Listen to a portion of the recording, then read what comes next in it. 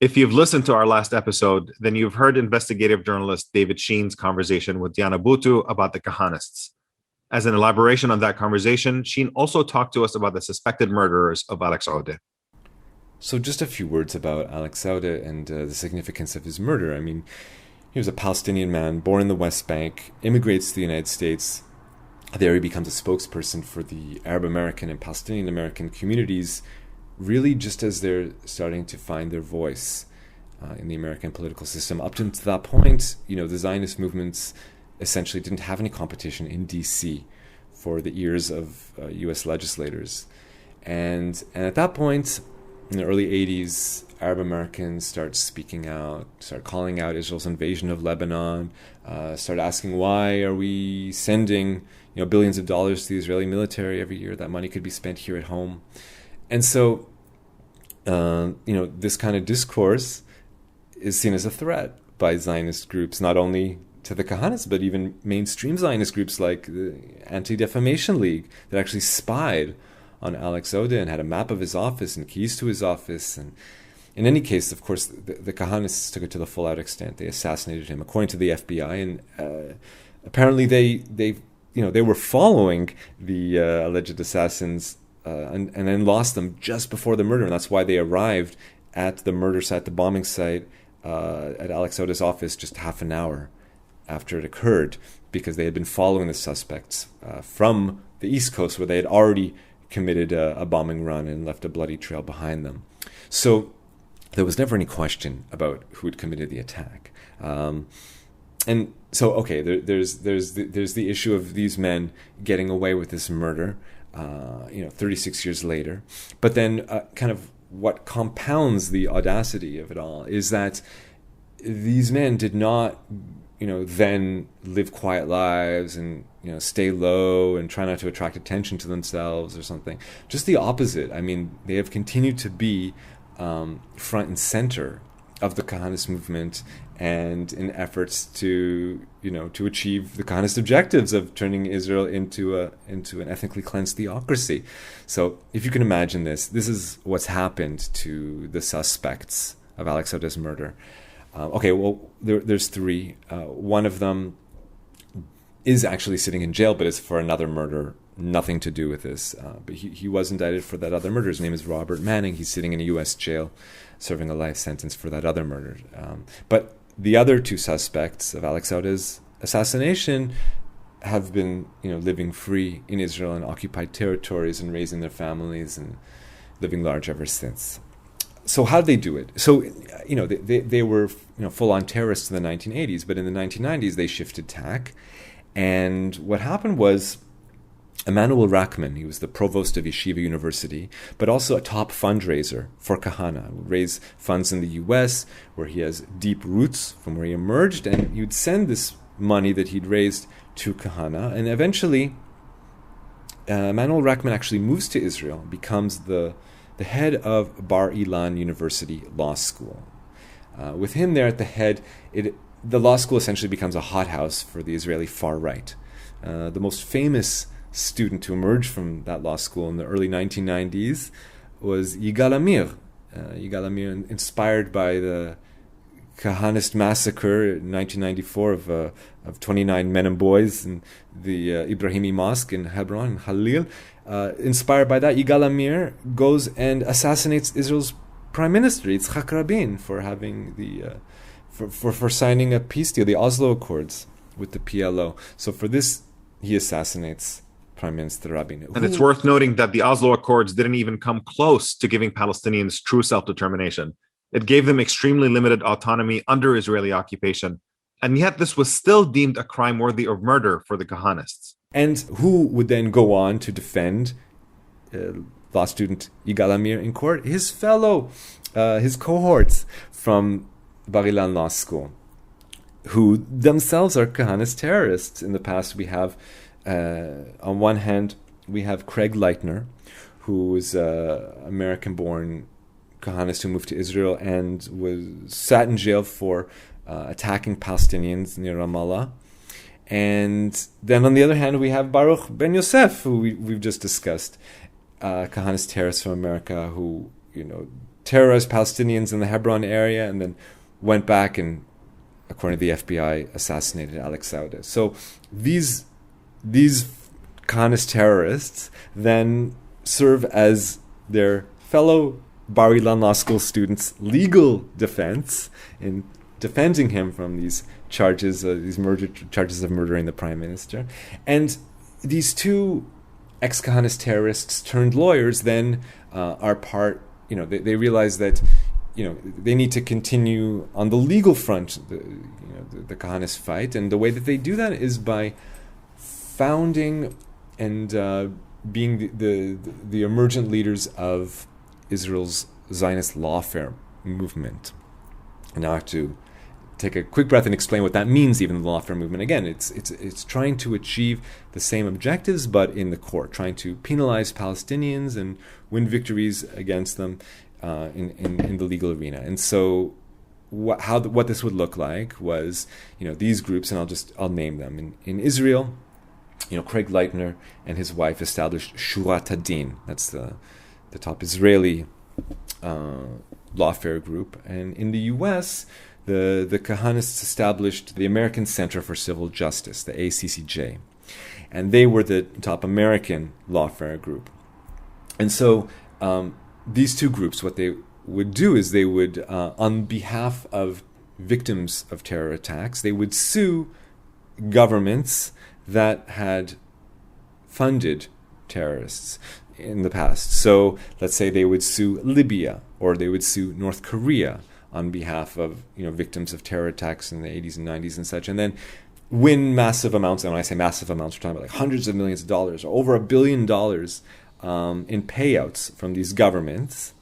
And then with these massive funds, their whole philosophy is, we need to stop terrorism, and the way to stop terrorism is by stopping funding to terrorism, is by penalizing the terrorist funders. We are thereby reducing terrorism. So they claim that the whole purpose of their lawfare organization is to punish terrorism, to punish them in their purse. But then what did they do with these monies that they made? They just funded it to their employees, who themselves were terrorists. So the money supposedly geared to stop terrorism then is used to fund terrorism.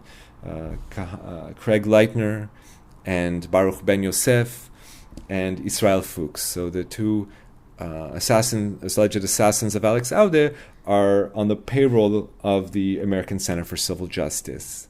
And Israel Fuchs is their top, he's the head of their Israel office. And so on one hand, it's perverting the whole idea of essentially fighting terrorism by actually funding terrorism. It's incredible that they had the chutzpah to do this, and that they get away with it. But in addition, there's also what they the effect that they've had on the Israeli political scene. In the courts, Baruch Ben Yosef, graduates from Bar Ilan University, and he goes on to defend other Kahanist killers, to represent them in court, and he's been in Israel's Supreme Court dozens of times, defending himself and other Kahanists. And of course, as I mentioned earlier, in recent years, he's passed on much of his caseload to his protege, Itamar Ben-Gvir, now the leader of the Jewish Power Party and member of Knesset. But there's also, his fellow accused assassin of Alex Odeh, Israel Fuchs. He, in addition to being on the payroll of the ACCJ, he's also established with other Kahanists. He founded in Israel an NGO by the name of Meshilut, the Movement for Governance and Democracy. Sounds so positive, like they're only trying to improve things in the country. And of course, what they've done is that they've authored legislation that is geared towards weakening the civil court system. The whole point is to hollow it out so that it is completely toothless, so it's been completely neutered, so that it has no power, so that it can't be the last line of defense for minorities. And so this, by weakening the judiciary, the Kahanists hope, it would allow the government and the legislature to run roughshod over the rights of non-Jews and to pass any racist legislation, and for there to be no pushback from the judiciary. And those men writing this legislation, Meshilut, the Kahanist-founded organization, their top lawyer, Simcha Rotman, is now also a member of Knesset. The Kahanists also, had him on their slate and put him into parliament. So, I mean, it's insane to imagine this, but, Kahanist terrorists have managed to live on the high hog with money ostensibly, facilitated by the U.S. government. I mean, the U.S. government oversaw this transfer of money from other countries to lawfare groups like the ACCJ, which then paid out Baruch Ben Yosef and Israel Fuchs, who are, known suspected terrorists. So in addition to that, they're actually attending Knesset meetings and changing Israeli law, and now have a front seat in those committees to completely eviscerate the judiciary and, in their minds, eventually replace it with a theocratic judicial system in which Israel's laws are strictly based on the Torah and the Talmud, and of course the most extreme interpretations of them. It's insane to imagine that these accused killers have gone on to achieve such political power, but that's where we are today. So if these suspected terrorists, who likely killed an American citizen in Alex Odeh, are known, why doesn't the U.S. government go after them? Good question. The answer to this is, why haven't these people, the question of why haven't they ever been arrested? There's lots of reasons for it. The Israeli government didn't help much. The Israel's version of the FBI, the Shin Bet, they didn't help out their American counterparts when they should have. They didn't provide the intelligence that could have helped close the case earlier. I mean, that's to be expected, sadly. There's other reasons, and we can point the finger in different directions, but the bottom line, after researching this case high and low for the last 2 years, I know it better than pretty much anyone else, and I can say with 100% certainty, though I'm not a lawyer myself, I can't claim to be a legal expert, I have seen more, after interviewing many FBI agents that have worked on the case then and now, I can say, with complete certainty that the FBI now has enough evidence to conclusively, close the case, to indict these men, to, demand their extradition, to put them on trial, and to convict them and to jail them for the murder of Alex Odeh. Why don't they? At this point, in my opinion, it's just about pressure. It's just about pressure. Admittedly, the FBI has its hands full right now. It's kind of dealing with American effort, a local effort to take over the U.S. government by a far-right group. And obviously I'm talking about the January 6th attack on the U.S. Capitol. And so that case is, obviously sucking up a lot of the FBI's resources at present. Alex Odeh, we're talking about a 36-year-old cold case. And, obviously, in order to get the U.S. government, to get law enforcement to bump up its importance and to devote resources to it and to follow through, because it would take a lot of effort, obviously, for political reasons and just logistically to put together these indictments, there needs to be pressure. That's the bottom line. There needs to be pressure from Palestinian solidarity community and other lovers of justice and equality and freedom who are disgusted by what I've described thus far, and would actively lobby the U.S. government and the U.S. law enforcement to close the case. And to close the case here just means to do their job and solve a terrorist attack that killed an American. Do you think activists can generate the needed pressure to get this done? It's hard to say, because I don't need to explain to you, sadly, Palestinians are fighting on so many fronts. It seems like, with recovering from 4 years of Trump and the rise of Kahanism, and, there's Palestinians who are suffering in every direction and being dispossessed on all sides. Daily, it's hard to imagine efforts being invested towards seeking justice in a 36-year-old cold case. But that's what has to happen, seemingly, in order to put this over the top and to convince the U.S. government that enough people want justice done to get their butts in gear. Yeah, that's what's going to take. I don't know if we're going to see that, but the roadmap is there. And listeners of this podcast, if you want to see justice done, you know what to do. Thank you for listening to This is Palestine, a podcast brought to you by the Institute for Middle East Understanding. The IMEU is a nonprofit focused on giving you access to untold stories, facts, and expert sources on all things Palestine.